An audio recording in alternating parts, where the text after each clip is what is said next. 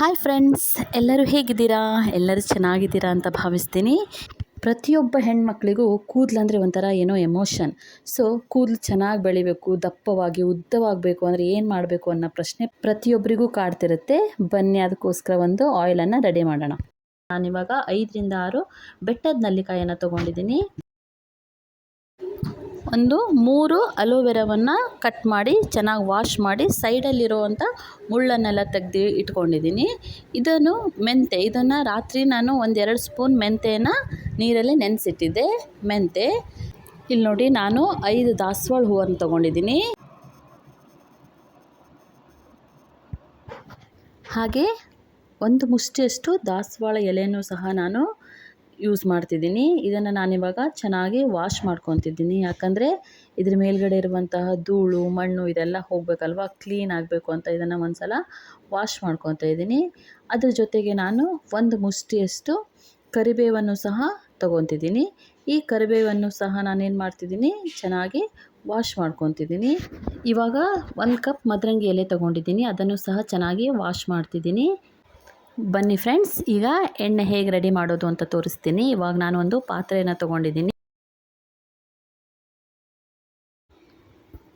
ಈಗ ಆ ಪಾತ್ರೆಗೆ ನಾನು ತೊಗೊಂಡಿರುವಂಥ ಮದರಂಗಿ ಎಲೆಯನ್ನು ಹಾಕಿದ್ದೀನಿ. ನೀವು ಚಿಕ್ಕ ಚಿಕ್ಕ ಎಲೆ ಆದರೆ ಹಾಗೆ ಡೈರೆಕ್ಟ್ ಹಾಕ್ಬೋದು. ನಾನೇನು ಮಾಡ್ತೀನಿ ಅಂದರೆ ಈ ಥರ ಕೈಯಲ್ಲಿ ಮುರಿದ್ಬಿಟ್ಟು ಹಾಕ್ತೀನಿ. ಇವಾಗ ನಾನು ಕರಿಬೇವನ್ನು ಸಹ ಅದೇ ಥರ ಕೈಯಲ್ಲಿ ಕಟ್ ಮಾಡಿ ಹಾಕ್ತಿದ್ದೀನಿ. ಇವಾಗ ದಾಸವಾಳ ಎಲೆನೂ ಸಹ ಕೈಯಲ್ಲಿ ಕಟ್ ಮಾಡಿ ಹಾಕ್ತಾಯಿದ್ದೀನಿ. ಇಲ್ಲಿ ನೋಡಿ, ಈ ಥರ ಕಟ್ ಮಾಡಿ ಹಾಕ್ತಿದ್ದೀನಿ.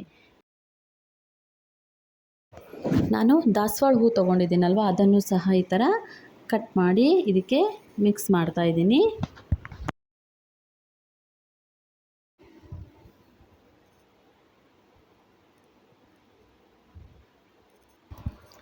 ಇವಾಗ ನಾನು ಇದಕ್ಕೆ ರಾತ್ರಿ ನೆನೆಸಿಟ್ಕೊಂಡಿರುವಂತಹ ಮೆಂತ್ಯನೂ ಸಹ ನೀರನ್ನು ತೆಗೆದು ಹಾಕ್ತಾಯಿದ್ದೀನಿ.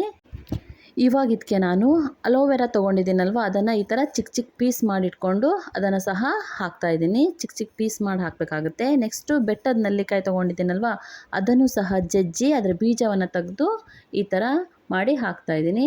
ಈಗ ಇದ್ರ ಜೊತೆಗೆ ನಾನು ಒಂದು 4ರಿಂದ 5 ಲವಂಗವನ್ನು ಸಹ ಹಾಕ್ತಾಯಿದ್ದೀನಿ. ನೆಕ್ಸ್ಟು ಒಂದು 10 ಕಾಳು ಮೆಣಸನ್ನು ಸಹ ಹಾಕ್ತಾಯಿದ್ದೀನಿ. ಇವಾಗ ಇಲ್ಲಿ ನೋಡಿ, ನಾನು ತೆಂಗಿನ ಎಣ್ಣೆನ ಬಳಸ್ತಿದ್ದೀನಿ. ಇದು ಮನೆಯಲ್ಲೇ ಎಣ್ಣೆ ಮಾಡಿಸಿರೋದು, ಮನೆಯಲ್ಲಿರೋ ಕಾಯನ್ನು ಯೂಸ್ ಮಾಡಿ ಎಣ್ಣೆ ಮಾಡಿಸಿರೋವಂಥ ಪ್ಯೂರ್ ಕೊಬ್ಬರಿ ಎಣ್ಣೆ. ಇದನ್ನು ಸಹ ಇವಾಗ ನಾನು ಯೂಸ್ ಮಾಡ್ತಿದ್ದೀನಿ. ಇವಾಗ ನೋಡಿ, ಇದನ್ನು ಚೆನ್ನಾಗಿ ಎಲ್ಲದನ್ನು ಮಿಕ್ಸ್ ಮಾಡ್ಕೋಬೇಕಾಗತ್ತೆ. ಈ ಥರ ಎಲ್ಲದನ್ನು ಈಗ ನಾನು ಚೆನ್ನಾಗಿ ಮಿಕ್ಸ್ ಮಾಡಿ ಇವಾಗ ಇದನ್ನು ಸಣ್ಣ ಉರಿಯಲ್ಲಿ ಗ್ಯಾಸ್ ಮೇಲೆ ಇದನ್ನು ಕುದಿಯೋದಕ್ಕೆ ಬಿಡ್ತೀನಿ. ಇಲ್ಲಿ ನೋಡಿ, ಇವಾಗ ನಾನು ಗ್ಯಾಸ್ ಮೇಲೆ ಸಣ್ಣ ಉರಿಯಲ್ಲಿ ಇದನ್ನು ಕುದಿಯೋದಕ್ಕೆ ಇಟ್ಟಿದ್ದೀನಿ. ನೀವು ಫ್ಲೇಮನ್ನು ಯಾವಾಗಲೂ ಸಣ್ಣ ಮಾಡಿಡಬೇಕಾಗುತ್ತೆ. ಇದು ಸಣ್ಣ ಉರಿಯಲ್ಲೇ ಚೆನ್ನಾಗಿ ಕುದಿಬೇಕಾಗುತ್ತೆ. ನನ್ನನ್ನು ಪ್ರತಿಯೊಬ್ಬರೂ ಸಹ ಮೀಟ್ ಮಾಡಿದಾಗ ಕೇಳ್ತಿದ್ದಂಥ ಮೊದಲನೇ ಪ್ರಶ್ನೆ ಅಂದರೆ, ನಿನ್ನ ಕೂದಲು ಏನು ಇಷ್ಟು ಚೆನ್ನಾಗಿದೆ ಅಲ್ವಾ, ನಿನ್ನ ಕೂದಲಿಗೆ ಏನು ಆಯಿಲ್ ಯೂಸ್ ಮಾಡ್ತೀಯಾ, ಎಷ್ಟು ಚೆನ್ನಾಗಿ ಇಷ್ಟು ಉದ್ದ ಹೇಗೆ ಬಂದಿದೆ ಹೇಳು ಅಂತ ಹೇಳ್ತಿದ್ರು. ಸೊ ಇದೇ ಆಯಿಲನ್ನು ನಾನು ಯೂಸ್ ಮಾಡೋದು. ಸೊ ಫ್ರೆಂಡ್ಸ್, ಅದಕ್ಕೋಸ್ಕರ ನಿಮ್ಮ ಜೊತೆ ಶೇರ್ ಮಾಡ್ಕೊಳ್ಳೋಣ ಅಂತ ಬಂದಿದ್ದೀನಿ. ಇಲ್ಲಿ ನೋಡಿ, ಇವಾಗ ನಾವು ಇದಕ್ಕೆ ಬಳಸಿರುವಂತಹ ಪ್ರತಿಯೊಂದು ವಸ್ತುವು ಸಹ ನಮ್ಮ ಕೂದಲಿಗೆ ತುಂಬಾ ಉಪಯುಕ್ತವಾಗಿರುವಂಥದ್ದು. ಕೂದಲು ತುಂಬ ಉದುರ್ತಿದೆ, ನನ್ನ ಕೂದಲು ಉದ್ದ ಬೆಳೀತಿಲ್ಲ, ಚೆನ್ನಾಗಿಲ್ಲ, ದಪ್ಪ ಇಲ್ಲ ಅನ್ನೋ ನಿಮ್ಮೆಲ್ಲ ಸಮಸ್ಯೆಗೂ ಇದು ಪರಿಹಾರ. ಅಂದರೆ ಈ ಆಯಿಲ್, ನೀವು ಇದನ್ನು ಖಂಡಿತ ಫ್ರೆಂಡ್ಸ್ ಟ್ರೈ ಮಾಡಿ, ತುಂಬಾ ಒಳ್ಳೆ ರಿಸಲ್ಟ್ ಕೊಡುತ್ತೆ. ಇಲ್ಲಿ ನೋಡಿ, ಇವಾಗ ನಾನು ಇದು ಕಂದು ಬಣ್ಣ ಬರೋವರೆಗೂ ಸಹ ಇದನ್ನು ಕುದಿಸಿದ್ದೀನಿ. ಇವಾಗ ಇದು ಎಣ್ಣೆ ರೆಡಿಯಾಗಿದೆ ಅಂತ ಅರ್ಥ. ಈ ಟೈಮಲ್ಲಿ ನಾವು ಗ್ಯಾಸನ್ನು ಆಫ್ ಮಾಡಬೇಕಾಗುತ್ತೆ. ಫ್ರೆಂಡ್ಸ್, 2 ದಿನ ನೀವು ಇದನ್ನು ಹಾಗೆ ಬಿಟ್ಬಿಡಬೇಕಾಗುತ್ತೆ. 2 ದಿನ ಆದಮೇಲೆ ಇದನ್ನು ನೀವು ಎಣ್ಣೆಯನ್ನು ತೆಗಿಬೇಕು. ನಾನಿವಾಗ ಇದನ್ನು 2 ದಿನ ಹಾಗೆ ಇದರಲ್ಲಿ ಇಟ್ಟಿದ್ದೀನಿ. ಈಗ 2 ದಿನ ಆದಮೇಲೆ ಇದನ್ನು ನಾನಿವಾಗ ಶೋಧಿಸ್ಕೊತಾ ಇದ್ದೀನಿ. ಇಲ್ಲಿ ನೋಡಿ, 2 ದಿನ ಹಾಗೆ ಇದನ್ನು ಇದರಲ್ಲೇ ಇಟ್ಟಿದ್ದೀನಿ. ಈಗ ಇದನ್ನು ನೀವು ಒಂದು ಬಟ್ಟೆಯಲ್ಲೇ ಹಾಕಿ ನೀವು ಇದನ್ನು ಶೋಧಿಸ್ಕೊಂಡ್ರೂ ನಡೆಯುತ್ತೆ.